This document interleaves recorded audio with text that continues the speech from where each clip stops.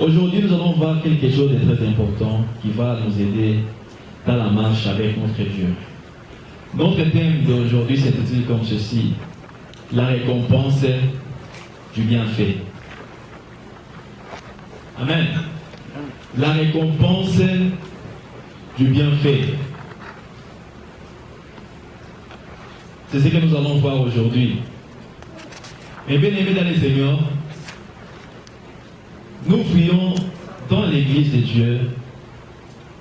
Je pense que nous savons que c'est dans l'église de Dieu que nous allons trouver la solution à tous nos problèmes. Quand nous étions dans le monde, tellement il y a des tourments, on s'est dit, fuyons c'est Jésus, fuyons dans l'église afin de pouvoir avoir la solution au problème que nous avons. Mais quand nous venons dans l'église, nous trouvons encore le monde dans les églises. Alléluia. Donc, toutes les choses qui se passent dans le monde, nous venons le trouver dans l'église. Alors, par l'amour de Dieu, vous qui êtes en ce matin, dans ces lieux, vous allez écouter la parole de Dieu qui va nous dire que voilà, nous les enfants de Dieu, nous devons avoir un bon comportement. Comme je vous avais un jour dit que voilà, il n'y a personne qui passe à la croix et sa vie reste toujours le même. Le premier ennemi de ta vie, c'est toi-même. Alléluia. Il ne faut pas commencer à condamner Dieu. Même la prédication de dimanche passé, je vous avais dit, tu n'es pas inutile, tu es important. Quand tu es sur cette terre, ce n'est pas au hasard. Dieu t'avait préparé pour une mission. Et quand tu es sous la mission, Dieu va te rejeter. Et il va enlever son esprit en toi. Comme le pasteur nous a dit ici, que voilà, nous ne devons pas aller commencer à imposer le main. Donc, c'est précipitamment pour imposer le main aux gens. Parce que tu ne sais pas le problème que la personne a. Peut-être que cette personne avait offensé Dieu. Parce que je me souviens, il y avait aussi un pasteur qui avait prié pour une sœur. Après, le pasteur était tombé. Le pasteur était tombé, donc demi-mort. Heureusement, il y avait les intercesseurs qui étaient là. Ils ont vu le pasteur était vraiment mort. Ils ont commencé à prier, et Dieu a montré aux intercesseurs que voilà, le pasteur avait prié pour une personne que Dieu avait vraiment maudit. Je vous avais dit l'autre fois que voilà, si tu as un problème avec ton prochain, Dieu va venir en fait de pouvoir faire une intervention pour que vous puissiez vous entendre. Mais quand tu as un problème avec Dieu, il n'y a personne qui va venir faire l'intervention. Si aujourd'hui nous sommes en train de pleurer, si aujourd'hui nous sommes en train de se poser toujours des questions, c'est parce que nous ne voulons pas marcher selon la parole de Dieu. Amen. Nous allons ouvrir notre Bible dans les livres de Rois.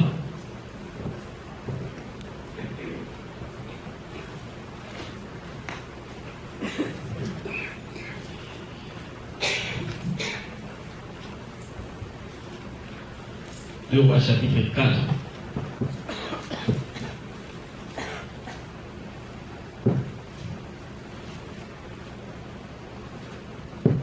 Deux Rois chapitre 4, verset 8 jusqu'à 17. La Bible nous dit ceci. Un jour Élisée passait par Sunem, il y avait là une femme de distinction qui les pressa d'accepter à manger. Et toutefois qu'il passait, il se rendait chez elle pour manger. Elle dit à son mari, « Voici, je sais que cet homme qui passe toujours chez nous est un saint homme de Dieu. Faisons une petite chambre haute avec des murs et mettons-y pour lui un lit, une table, un siège et un chandelier, afin qu'il se retire quand il viendra chez nous. » Élisée, étant revenu à Sunem, se retira dans la chambre haute et il coucha. Et il dit à Géasi, son serviteur, « Appelle cette Sunamite. » Géasi l'appela et elle se présenta devant lui. Et Élisée dit à Géasi, « Dis-lui, voici, tu nous as montré tout cet empressement. Que peut-on faire pour toi? Faut-il pour toi parler au roi ou au chef de l'armée? » Elle répondit, « J'habite au milieu de mon peuple Et il dit, que faire pour elle? Géasi répondit, mais elle n'a point de fils et son mari est vieux. Et il dit, appelez-la. Géasi l'appela. Et il se présenta à la porte. Élisée lui dit, à cette même époque, l'année prochaine, tu embrasseras un fils. Et il dit, non mon Seigneur, homme de Dieu, ne trompe pas ta servante. Cette femme devint enceinte et elle enfanta un fils à la même époque, l'année suivante, comme Élisée plutôt lui avait dit. Amen. Nous avons vu cette femme qui avait son mari qui était vieux. Mais cette femme a vu un miracle. Elle était devenue enceinte selon la parole de l'homme et de Dieu. Mais bien aimés dans le Seigneur, laisse-moi vous dire, quand nous sommes en train de faire le bien, nous allons voir, nous allons vivre aussi la récompense aussi de bonnes choses dans nos vies. Ce que l'homme aura semé, c'est ce qu'il moissonnera. Alléluia. Tu ne vas pas s'aimer le manioc pour aller récolter le maïs. Si tu sèmes la haine, tu vas récolter la haine. Mais si tu sèmes de bonnes choses, tu vas aussi récolter de bonnes choses. Regarde cette femme et ce qu'elle a fait. La Bible nous dit qu'elle était une femme de distinction. C'était une femme qui avait des moyens. Mais chaque fois, cette femme était en train de presser l'homme de Dieu afin de pouvoir manger chez elle. Chaque fois, l'homme de Dieu passait. Cette femme-là, elle était toujours en train de presser cet homme afin de pouvoir la donner à manger. Alléluia. Cette femme-là ne s'était pas arrêtée. Elle a même continué. Elle a dit à son mari que voilà, regarde cet homme qui passe chaque jour ici, chez nous. C'est un saint homme de Dieu. Alléluia. Mais il y a les enfants de Dieu qui donnent donc le nom, donc des pasteurs, il dit, donc le pasteur ici, il donne, je ne sais pas le nom. Mais ici, la Bible nous dit, cette femme avait dit, c'est un saint homme de Dieu. Elle a dit à son mari que voilà, l'homme qui passe chaque fois chez nous ici, c'est l'homme de Dieu plutôt qui est saint. Si on peut faire une petite chambrette, si on peut mettre un lit, une table, un chandelier, chaque fois qu'il commencera à passer ici chez nous, il va commencer à se reposer ici. Regarde cette femme-là. Premièrement, la Bible nous dit, elle donnait à manger. Et deuxièmement, elle ne s'était pas arrêtée. Elle a toujours persévéré jusqu'à tel point qu'elle a cherché un endroit là où l'homme de Dieu pouvait se reposer. Et après, quand l'homme de Dieu voulait partir, l'homme de Dieu ne voulait pas quitter la maison seulement comme ça. Laisse-moi vous dire que si vous êtes en train de faire le bien, les jours où vous allez avoir de problèmes, Dieu va se souvenir de vous. Je me souviens dans la Bible, il y avait un centenier. Ce centenier-là avait son serviteur qui était malade. Et il avait envoyé les gens pour qu'il aille parler à Jésus quand il avait entendu parler de Jésus.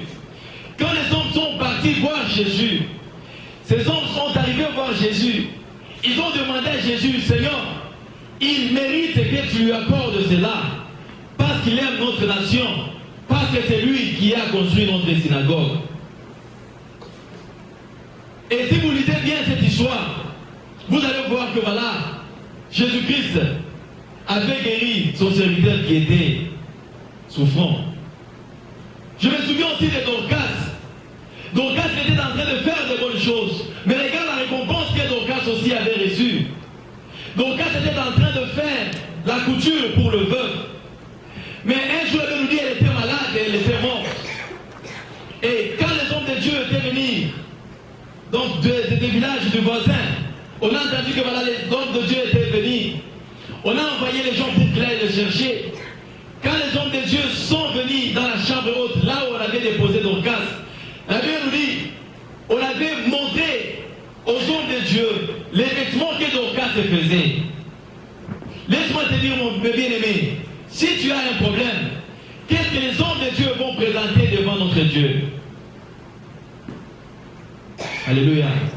Si tu as un problème, quelle est la prière que les hommes de Dieu peuvent faire pour toi? Et laisse-moi vous dire que voilà, cette femme,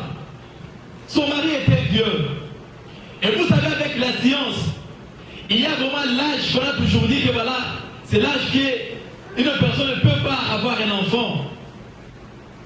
Mais l'homme de Dieu a dit à cette femme que voilà, tu vas devenir enceinte. À cette même époque, tu vas être enceinte. Tu vas avoir un enfant. Alléluia.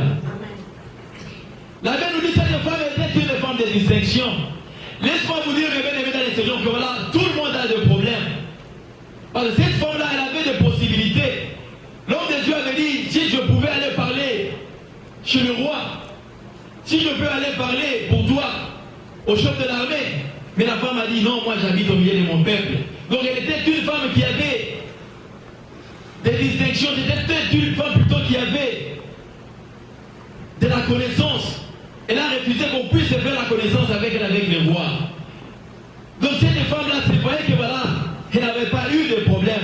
Cette femme-là, elle croyait qu'elle, donc c'est fini, elle avait presque tout.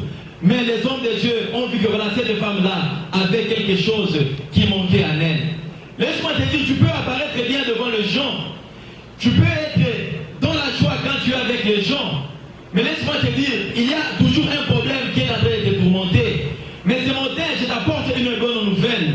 De changer seulement ton comportement. Commence à faire le bien et tu vas avoir la récompense aussi des bonnes choses. Alléluia. Et surtout ici au Canada, comme tout le monde dans le travail. Donc c'est difficile même de voir donc les gens aller seulement bénir les hommes de Dieu pour leur dire non, pas l'offrande. Parfois il faut faire le bien parce que si on a vu, donc cette femme-là, elle était en train de donner à l'homme de Dieu à manger. Il faut aussi avoir vraiment cet amour-là pour les hommes de Dieu, pour ceux-là qui vous donnent la parole de Dieu. Comme je vous avais dit, que voilà, il y a d'autres personnes qui sont nées dans des vies, dans la vie, qui sont plutôt nées dans des familles chrétiennes. Mais nous autres, nous sommes nés dans une famille où donc le grand-parent était donc le chef coutumier. Et vous connaissez la vie des chefs coutumiers. Alléluia. C'était toujours le fétiche. Et je me souviens, tous les enfants de mon grand-père étaient morts. À commencer par mon père qui était le dernier. Pourquoi? Parce que quand leur père était mort, qui est mon grand-père, il fallait que quelqu'un puisse aller se mettre, donc se mettre plutôt dans la chaise, donc pour prendre les pouvoirs. Alors comme les enfants étaient dans la ville, c'était difficile qu'ils puissent retourner au village. Et ils sont tous partis. Pour vous dire que voilà, nous ne sommes pas nés dans une famille chrétienne. Mais regarde la grâce aujourd'hui, nous commençons à servir Dieu. C'est par vos prières, c'est par la prière des chrétiens. Alléluia. Laisse-moi vous dire, mes bénévoles les Seigneurs, la prière que les hommes de Dieu sont en train de faire pour vous et a toujours eu des effets. Alléluia. Parfois quand nous sommes en train de faire la prière avec le pasteur, papa aimé, il a toujours cité les noms de personnes dans l'église. Peut-être vous avez déjà oublié même de prier. Peut-être tu te réveilles, tu es pressé à un rendez-vous. Tu sors le matin et tu rentres. Il n'y a rien de mal qui t'arrive. Tu te vois que voilà, tu es gang. Mais laisse-moi te dire, il y a des gens qui sont en train de pouvoir prier pour vous. C'est pourquoi vous les enfants de Dieu, vous devez commencer à faire donc de bonnes choses. Avant des sorties d'abord dehors, faisons-les pour nous-mêmes qui sont ici. Alléluia. Est-ce que le Canada ici entre nous, les gens qui sont ici, nous sommes ici, est-ce qu'on n'a pas de problèmes? Même le problème des finances. Parce qu'on a toujours dit, c'est toujours en Afrique là, et que les gens meurent de faim, c'est en Afrique. Non. Donc ici au Canada, est-ce qu'il n'y a pas de problème de finances? Il y a des problèmes de finances. Alléluia. Nous devons avoir les hommes, les femmes qui font de bonnes choses. Mais laisse-moi vous dire que voilà, tout ce que vous êtes en train de faire, vous êtes en train de s'aimer. Mais un jour, vous allez récolter. La Bible nous dit, celui qui sème avec l'arme, moissonnera avec un champ d'allégresse. Peut-être quand tu es en train de faire ça, tu te dis que voilà, c'est ce que moi j'ai. Mais laisse-moi te dire, avec de l'arme que tu es en train de s'aimer, tu vas récolter avec un champ d'allégresse. Je me souviens d'une femme aussi dans la Bible. Elle était veuve, une veuve de Sarepta. Quand on parle d'une veuve, c'est quelqu'un qui n'a pas de soutien. C'est quelqu'un qui n'a pas d'aide. Cette femme-là, Elle avait son fils, mais Dieu a ordonné son serviteur pour qu'il aille là-bas, afin que cette femme puisse la donner à manger. Alléluia. Si c'était moi qui venais chez toi, ou bien pasteur Daniel, mon frère, donc le salaire que tu as pour 7 mois, tu me donnes. Oh, parce que j'ai des problèmes, tu me passes. Alléluia.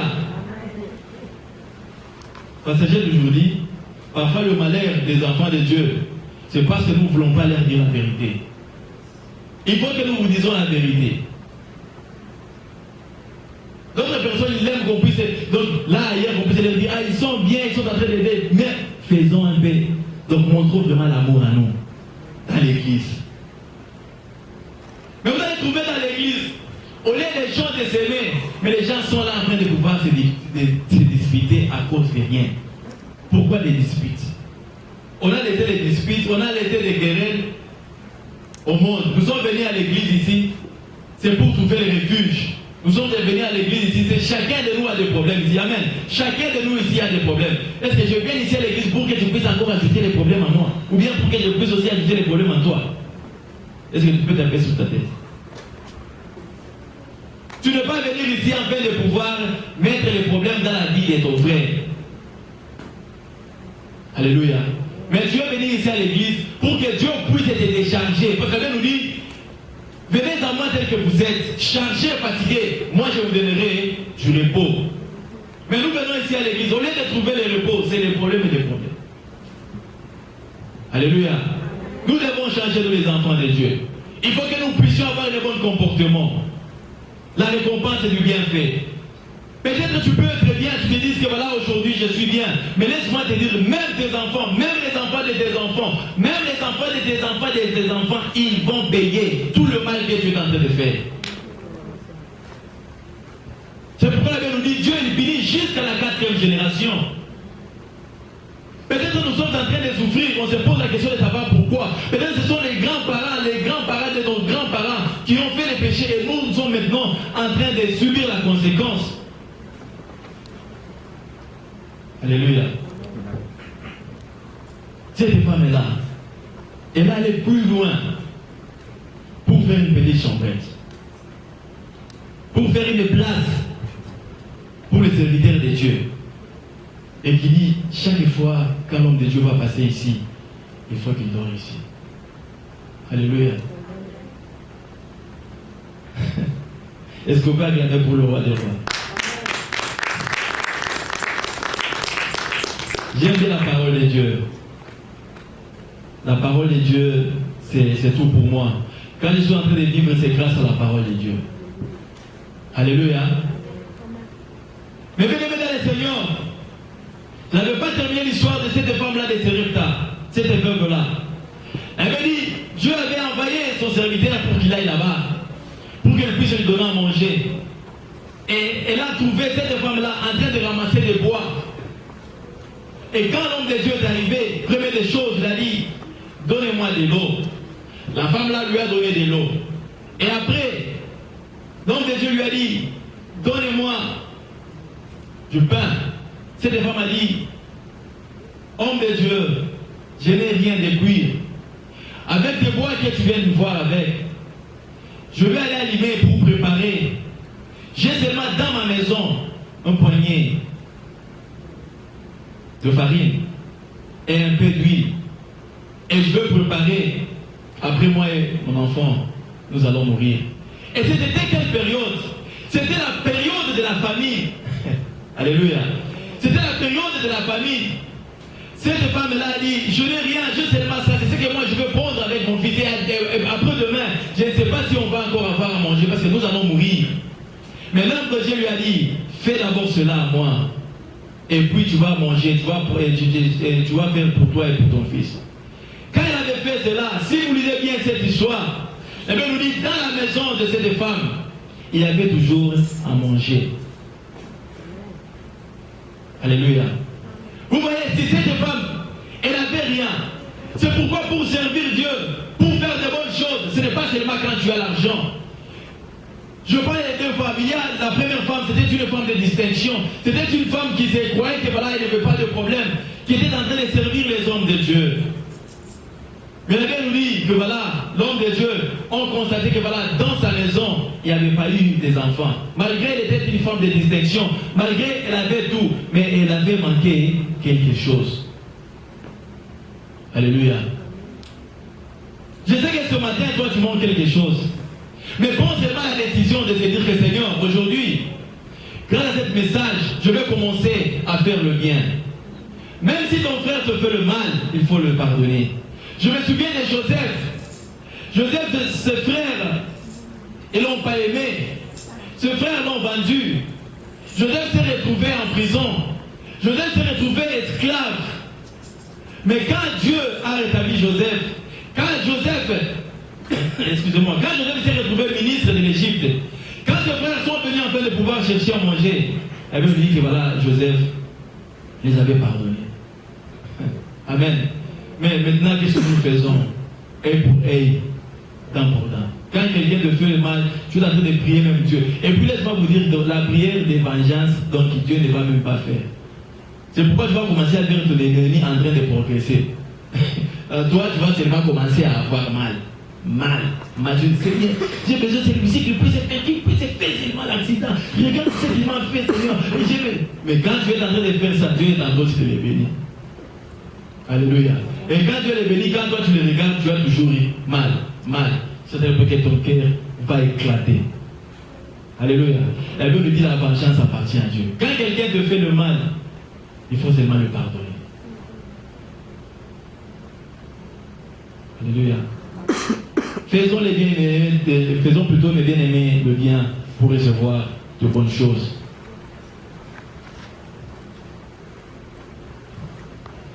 Aujourd'hui, je ne veux pas aller trop loin. C'est ce que l'Esprit de Dieu m'a dit. De vous dire seulement de faire le bien pour recevoir aussi le bien. Ce que l'homme aura aimé, c'est ce qu'il mentionnera. Que Dieu le bénisse.